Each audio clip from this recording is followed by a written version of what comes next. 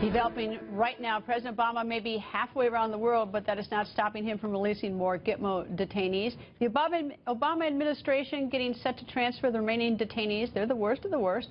Fox News Chief Intelligence Correspondent Catherine Herridge is here. Catherine, tell me. Okay, so what we were able to confirm is that the administration is set to transfer up to 24 detainees. Out of how many? There are 80 that remain, so okay. This is about 25% of the remaining population. And your question is going to be, so what has really changed in the last couple of years? Because originally this group was reviewed and it was determined that they were too dangerous to transfer out of U.S. custody. But what's changed is not the evidence, but how much risk the White House is willing to accept in order to close these camps. All right, who said they were too dangerous? This was done by an administrative review board. This was the Guantanamo Review Board. And then in 2011, a new body was set up to reassess the detainees. So it's the same evidence in almost every case. And they concluded that they were willing to take that risk and transfer them out of the camps. Okay. Now, transfer out of them.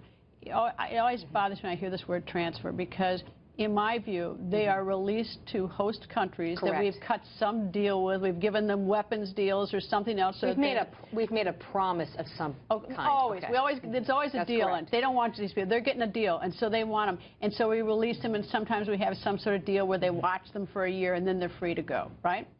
It depends. We don't know the details of every specific arrangement or agreement.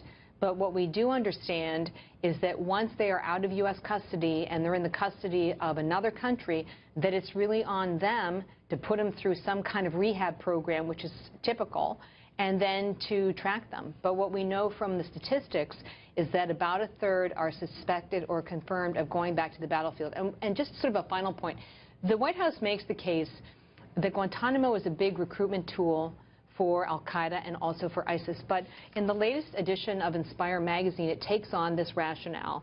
And in the magazine... That's the al-Qaeda magazine. That's right. And what it says in the magazine is that the reason we have effective recruiting is that it's the Arab-Israeli conflict.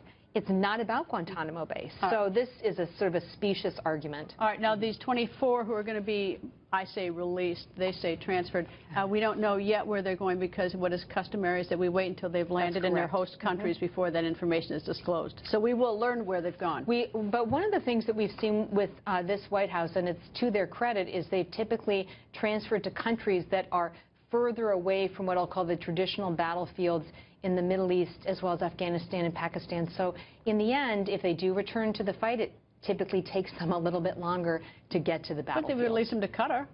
That's not, I mean, those... Well, they're still under house arrest there. But, well, I mean, anyway. I guess it depends on how we define house arrest, right? So, so the other 24 out of 80, the other 80, we don't know when they'll be released. Of that 60, you've got about 24 right there who are already in process with the military commission trial. So you've got only 40 left after this, and that is such a small number. The president will try again to make the argument that they should be brought to the United States. Well, we'll be watching to see what happens. Catherine, thank you. You're welcome.